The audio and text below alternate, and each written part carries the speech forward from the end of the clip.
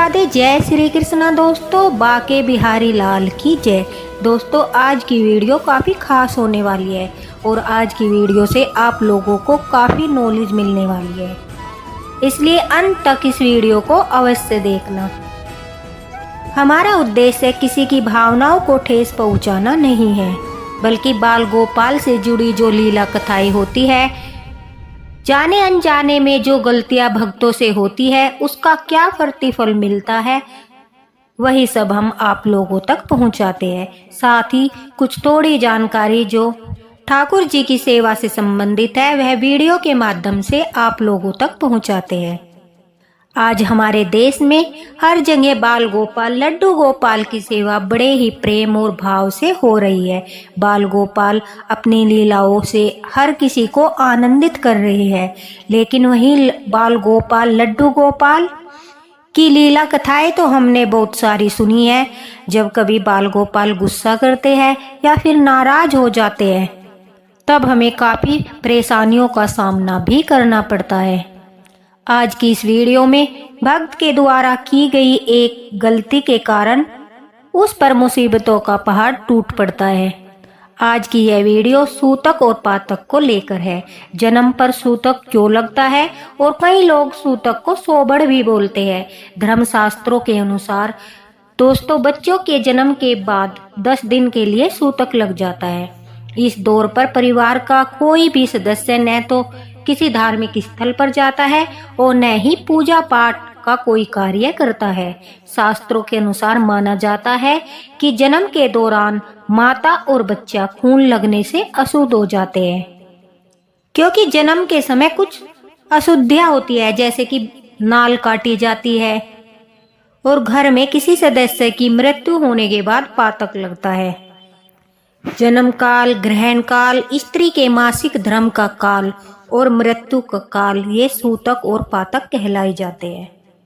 चलिए सुनाते हैं इससे जुड़ी एक सत्य लीला कथा जो हमारे साथ शेयर की है चंडीगढ़ में रहने वाली अंजलि जी ने। अंजलि जी कहती है कि लड्डू गोपाल की सेवा अब हर घर में हो रही है। मैं भी पहले लड्डू गोपाल की सेवा के बारे में कुछ भी नहीं जानती थी, लेकिन मेरी शादी के बाद मैं अपने हस्बैंड के साथ अपनी बुआ सास के घर एक शादी में जाती हूँ। वहाँ पर उनकी एक रिलेटिव जो थी, वो लड्डू गोपाल लेकर आई थी। उनकी छवि इतनी प्यारी, इतनी मनमोहक और इतनी सुंदर थी कि मैं उन्हें देखकर अपनी नजरें उनसे नहीं हटा पा रही थी। उन्होंने उन लड्डू गोपाल का श्रृंगार भी बहुत प्यारा किया था, जिससे वह और भी अधिक सुंदर लग रहे थे। अंजलि जी कहती है कि मैं उनके बाल गोपाल को अपनी गोदी में लेती हूँ। मुझे उन्हें अपनी गोदी में उठाकर इतना अच्छा फील होता है कि मैं आप लोगों को बता नहीं सकती। मैंने जब लड्डू गोपाल के बारे में उनसे पूछा तो उन्होंने बताया कि वह जो है बाल गोपाल की पूजा अपने पुत्र रूप में करती है और वह पिछले 12 सालों से बाल गोपाल जी की सेवा कर रही है। उन्होंने बताया कि लड्डू गोपाल की सेवा से संतान सुख मिलता है और घर में हर तरह की खुशहाली आती है। अंजलि जी कहती है कि जब मैंने उनसे पूछा कि लड्डू गोपाल की सेवा में क्या नियम है, मतलब कि किस तरह से उनकी पूजा की जाती है, तो उन्होंने मुझे बताया जैसे घर में छोटे बच्चे की देख रेख होती है, उसी प्रकार से हमें इनका ध्यान रखना है। अर्थात समय पर स्नान कराना, भोग लगाना, विश्राम कराना, इन सभी चीज़ों का ध्यान रखना है। अब जब फंक्शन खत्म हो जाता है तो हम घर वापस आ जाते हैं। घर आने के बाद अंजलि जी कहती है मुझे बार बार लड्डू गोपाल की याद आ रही थी, उनका वो सुंदर मुख याद आ रहा था। हम मिडिल फैमिली से बिलोंग करते हैं और हमारे घर में मेरी सासू माँ, मेरे हस्बैंड, मेरी नंद जिसकी शादी हो चुकी थी और हमारा एक डॉग जिसका नाम टॉमी है रहते थे। एक दिन मेरी ननंद ससुराल से घर आती है और हम दोनों कुछ सामान लेने के लिए मार्केट जाते हैं। जब हम मार्केट में सामान ले रहे थे तो एक शॉप पर मुझे लड्डू गोपाल जी दिखाई देते हैं। वे बड़े ही सुंदर थे और उन्हें देखकर मेरा मन हो रहा था जैसे कि मैं अभी अभी बाल गोपाल लड्डू गोपाल को अपने साथ लेकर चलूं। अंजलि जी कहती है जब मैं शॉप पर बाल गोपाल जी को लेने जाती हूँ उनकी जो न्योछावर थी वो कुछ ज़्यादा ही थी। मेरे पास उतने पैसे भी नहीं थे कि मैं उसी वक्त बाल गोपाल को अपने साथ ले चलूं। लेकिन मेरी नंद कहती है, भाभी कोई बात नहीं, आप लड्डू गोपाल ले लीजिए, बाकी पेमेंट होगी वो मैं कर दूंगी, और जब आप घर जाओगी तो मुझे घर जाकर लौटा देना। अंजलि जी कहती है, हम लड्डू गोपाल को लेकर घर आ जाते हैं। मैं बड़ा ही खुश थी। मैं बाल गोपाल को पाकर इतनी प्रसन्न थी कि मैं आप लोगों को बता भी नहीं सकती। आते ही मेरी सासू माँ कहती है, बहू तुम इन्हें ले तो आई हो, क्या तुम इनकी पूजा के बारे में जानती हो? मैं उनसे कहती हूँ, मम्मी जी, बुआ सास के यहाँ उनकी एक रिलेटिव लड्डू गोपाल लेकर आई थी, उन्होंने ही मुझे सारी जानकारी बताई है। छोटे बच्चे की तरह ही हमें इनकी देखभाल करनी है, बस थोड़ा ध्यान रखना है। मेरी सासू माँ भी लड्डू गोपाल के बारे में ज़्यादा नहीं जानती थी, उन्हें पूजा पाठ के बारे में ज़्यादा नॉलेज नहीं थी। उन्होंने कहा, चलो ठीक है, अगर तुम बाल गोपाल की सेवा करना चाहती हो, लड्डू गोपाल की सेवा करना चाहती हो, तो यह तो और भी अच्छी बात है। अब मैं लड्डू गोपाल की सेवा शुरू कर देती हूँ। जैसे उन्होंने बताया था, सुबह के समय में लड्डू गोपाल को स्नान कराया, ऐसे ही मैंने उन्हें भोग लगाया और रात को उन्हें सुलाया। मैं बड़ी ही खुश थी, लड्डू गोपाल की सेवा कर रही थी। मुझे उनसे एक अटैचमेंट सा फील हो गया था। मैं पुत्र रूप में ही उनकी सेवा कर रही थी। अंजलि जी कहती है, मैंने कभी भी किसी से नहीं पूछा कि क्या करना है और क्या नहीं करना है, बस जैसा कि उन आंटी ने मुझे बताया था, मैं बाल गोपाल की सेवा एक बच्चे की तरह कर रही थी। मैं पीरियड के दिनों में भी बाल गोपाल की सेवा कर रही थी। मुझे लगता था कि जैसे अपने बच्चों की देखभाल करते हैं तो इनकी भी करनी चाहिए।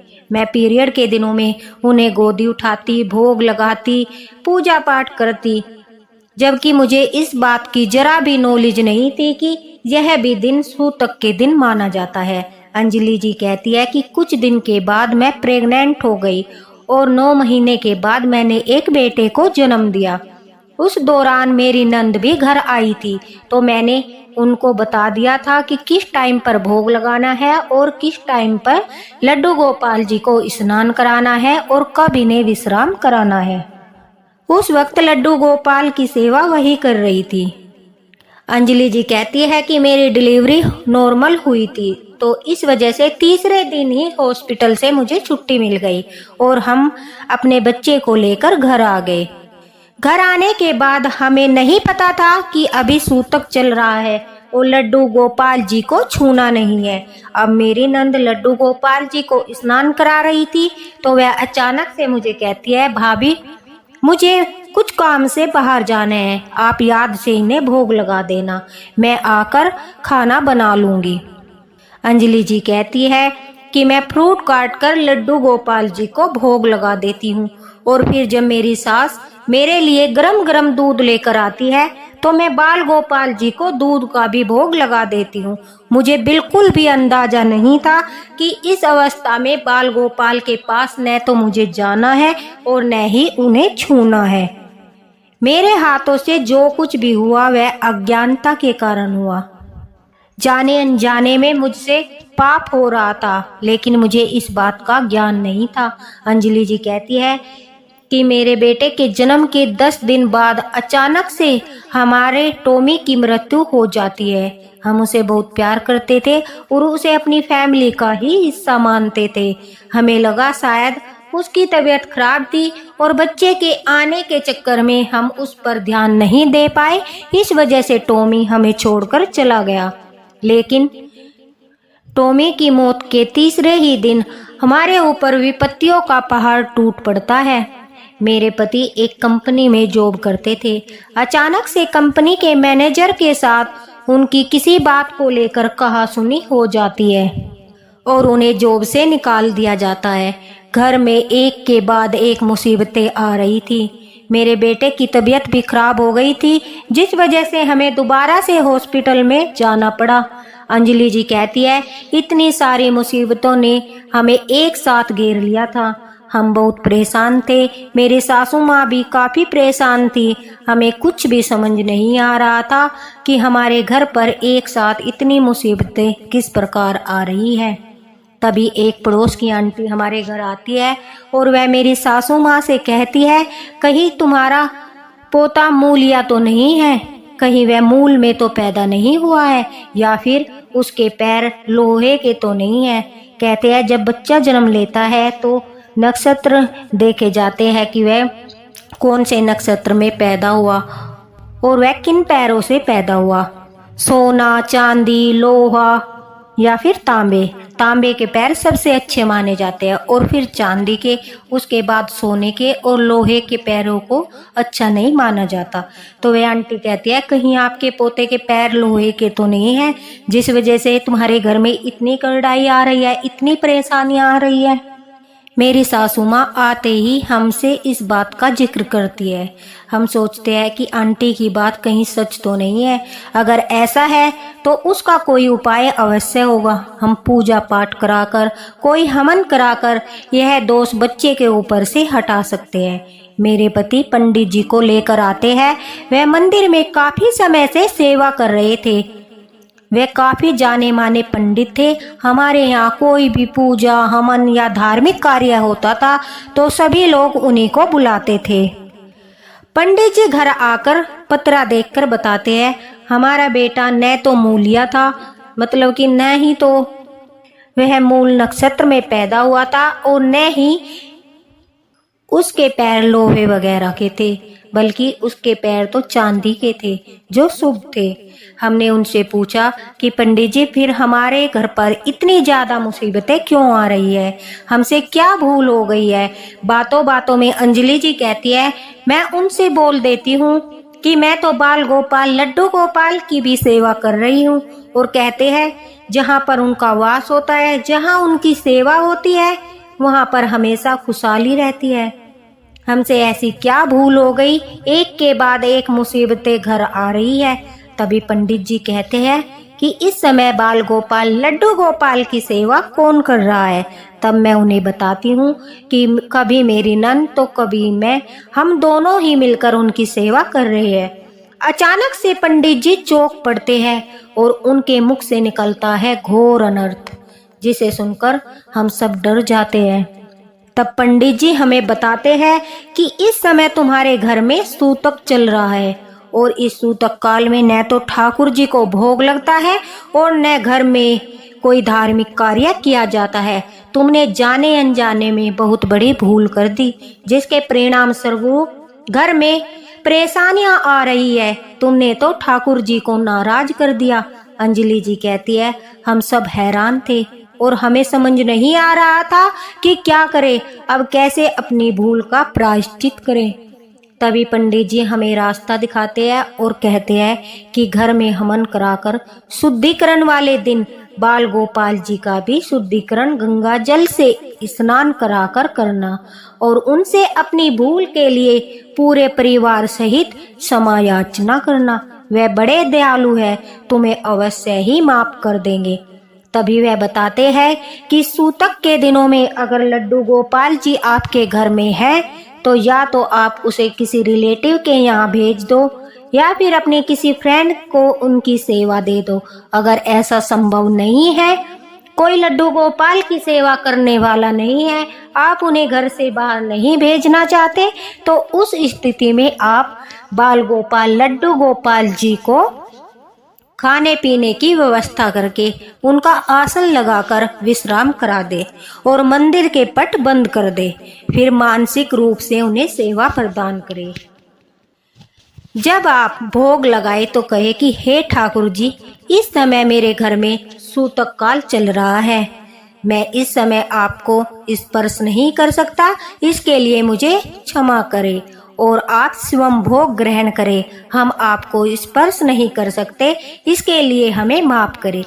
इसी तरह सारी सेवाएं मानसिक रूप से दे। जब उन्हें विश्राम कराना है तो मानसिक रूप से विश्राम करा दीजिए।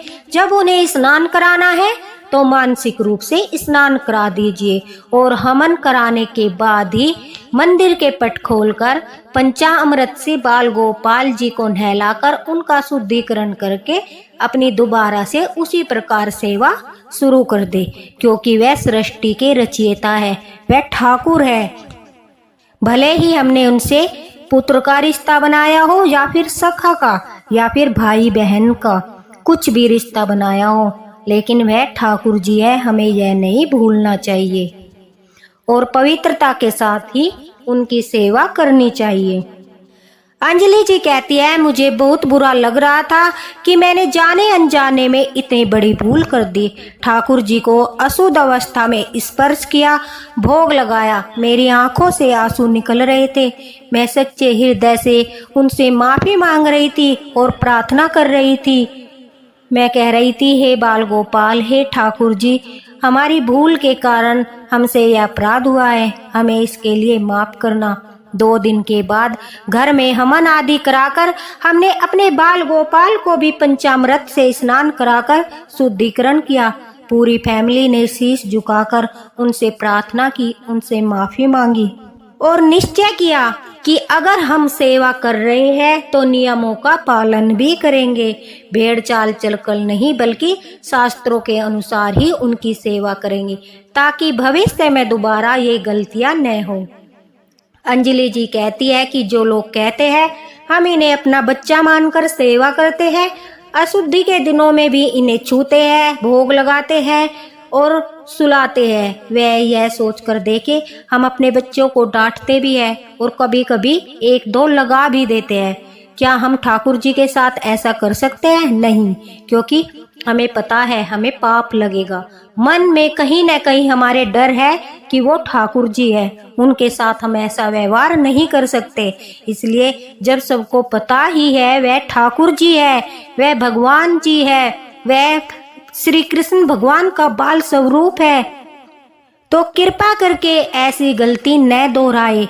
अशुद्धियों के दिनों में सूतक पातक में बाल गोपाल जी को न छुए, नहीं तो कर्म का फल अवश्य मिलता है। फिर रोने से कुछ फायदा नहीं कि हम तो सेवा करते हैं फिर भी हमारे घर में शांति नहीं है, हमारे साथ ऐसा हो रहा है वैसा हो रहा है, फिर कोई फायदा नहीं है।